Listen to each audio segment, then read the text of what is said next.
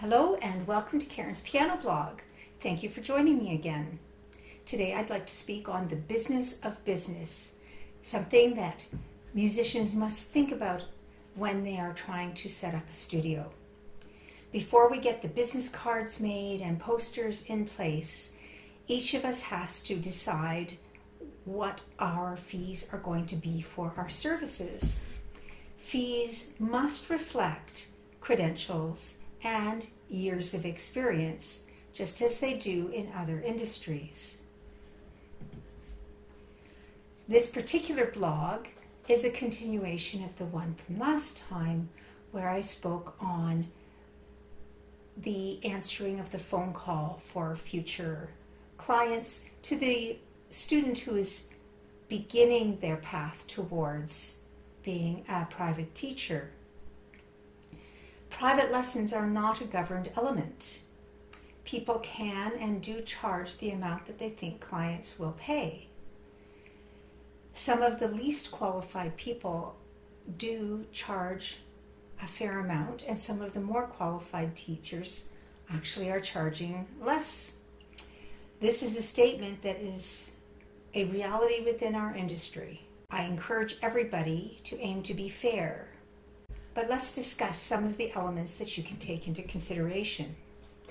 There is no single price for beginning teachers to charge, but there are things to keep in mind to help you make this decision beyond qualification and years of experience.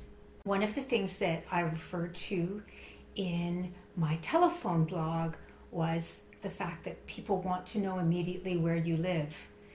This is for their convenience, but where you live is also a facet in how much we charge. The size of city or town that you live in will in part lay the foundation for private enterprise and what their fees are. Large cities tend to have a higher cost of living, and thus they have higher wages. What I encourage each of you to do is to call teachers in your area and chat with them. They are the people who can recommend you in the future, particularly if they have a full studio. Get to know them. Some will be willing to talk to you about fees, what they are charging right now, and where they started when they began in this location. And of course, they will happily tell you what their qualifications are. Check out websites of private musicians in your area also. Many will show you their studio policies on their websites as well as their pay schedule. Again, they will give you your credentials. The Music Teachers Association, like the ORMTA, the Ontario Registered Music Teachers Association, will list teachers in the area. My city is London, and within London they divide the city into quadrants so that people can look up a teacher who is central or south central or northeast, for instance. Many of the bigger cities do this. There's also an area on the website for ORMTA for you to just search a teacher. We can use this to help us locate people in our area that we can get to know. Pop their names into Google, and I bet you'll have a lot of fun learning about the teachers in your area. How qualified am I?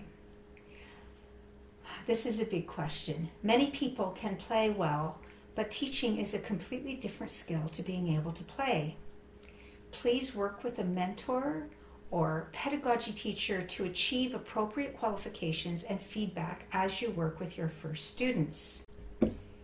Where am I teaching? This is an element that affects our fees. Are you planning to teach in your home? It is important to get appropriate insurance for having a business in your home that has non-family members coming through the door on a regular basis. Are you teaching at a school? Are you teaching at a church? Check out the rules for these institutions. Some schools dictate the fees for all of the teachers that teach on their site. Churches will often have a rental fee or will ask for a percentage of your income. You can work at private academies, conservatories, There are many places that you can be working, and this influences the fee structure. Some music academies will actually have a fee structure in place based on credentials and years of experience, and you work your way up. Do you have knowledge of more than one beginning method? One-on-one teaching allows the benefit of fitting the method to the student rather than the student to the method. This is the privilege that we have that cannot be achieved in a school situation. This individualization is a consideration for your fee structure. If you know many different methods and have the ability to implement them with ease, that will allow you a broader client base, and it will allow you the ability to be a little bit higher in your fees once you have established your name. So now that you've done your homework on what to charge, the question becomes, how do I charge? And some of us think, how do I charge? I just tell them my fee. Well, it would seem to be a simple question to answer, but within the private sector, you do have options, and there are pros and cons to every method. Method 1 is, of course, pay by the lesson. If there are 3 lessons in the month, the parent comes with a check for 3 lessons at the beginning of the month. This is how many teachers deal with the payment process. The advantage is that you have the ability to easily identify how many lessons that you are giving this month. If there was a problem in the previous month where you became ill and had to take a couple of days off, you can subtract that particular lesson out immediately. That's a big benefit for everybody. The downside is that sometimes parents forget to come in with the check and you're not sure when you're going to receive it. And if the parents are not in the habit of actually attending the lesson, you might be looking at a 6-year-old who you should not really be asking, do you have payment? It's something that is the business side of things, and the child is not the business, they are the student.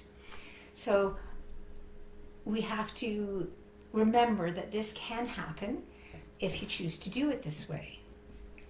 Method 2 is an outline of the amount of lessons in the year that is provided, and the parents provide post-dated checks for either a 5-month term or a full year.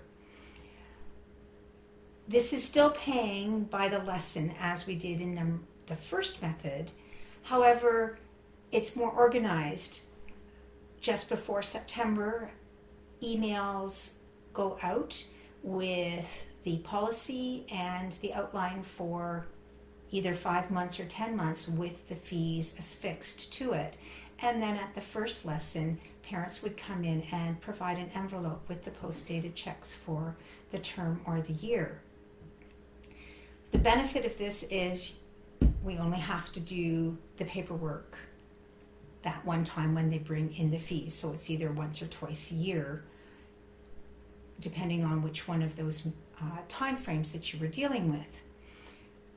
I personally prefer having paperwork slotted at specific spots in my year rather than being a continual element that I'm dealing with. Method 3, I call equal payments each month.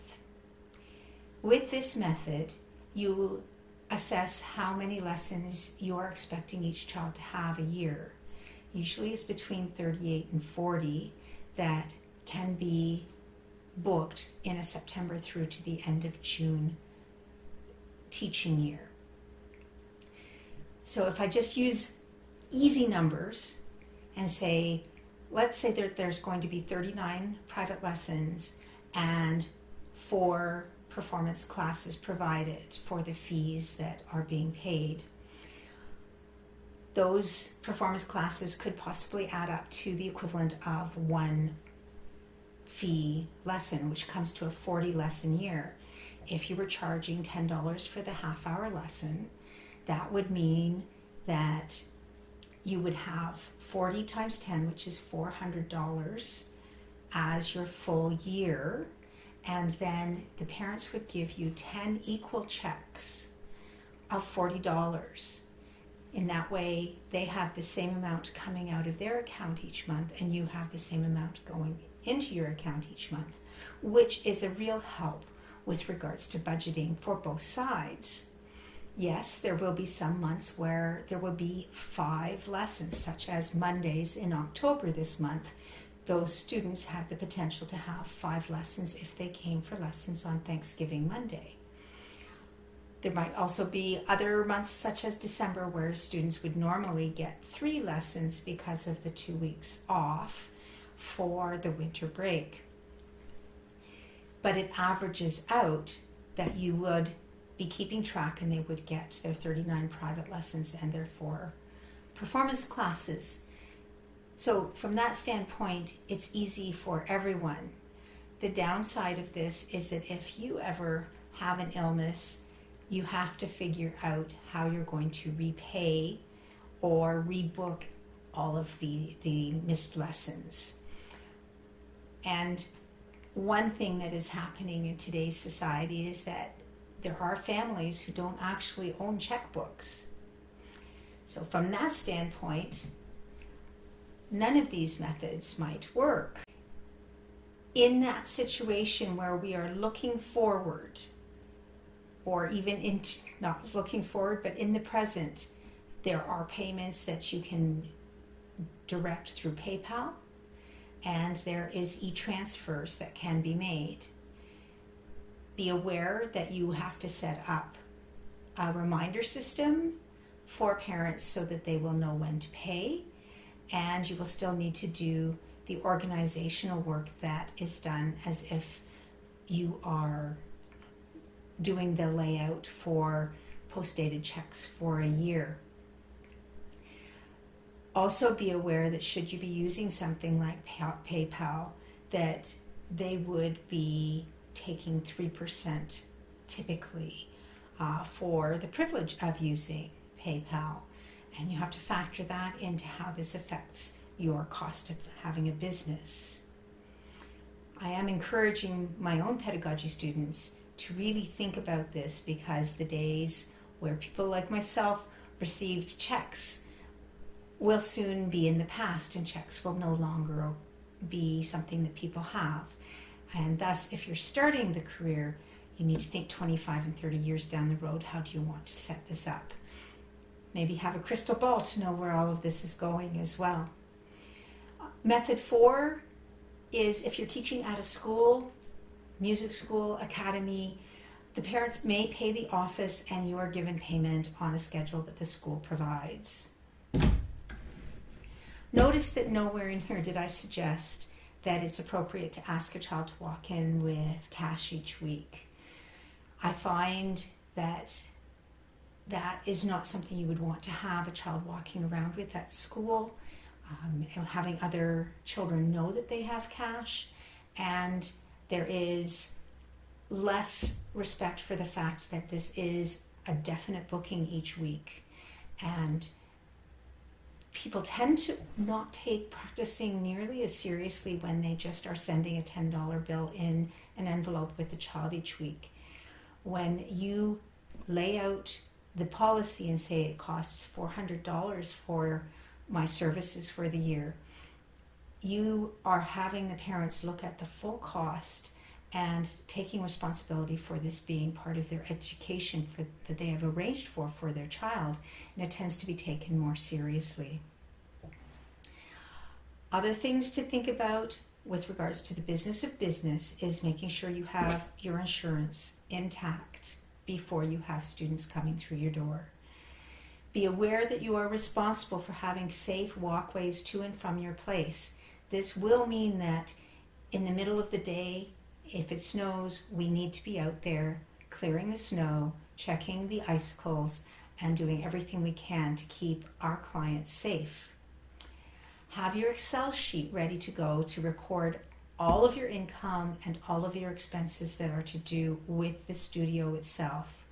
Collecting everything in a shoebox only provides you with a lot of tense moments as you try and figure things out before you go to the accountant for your taxes. Get out there and meet other private teachers. They are a resource, they are your friends, and they are the people that can, in the future, give you business. Consider offering accompanying services for teachers that are not pianists themselves. Look up dance studios to see whether they are requiring a live pianist for their exams. There are ways to make music part of your life and to make it full of variety. Music is a blessing in my life. I am thankful for it every day. You too can live a happy life in music, but be sure to get the business side of things in order. Thank you for joining me on Karen's Piano Blog today. Have a great week.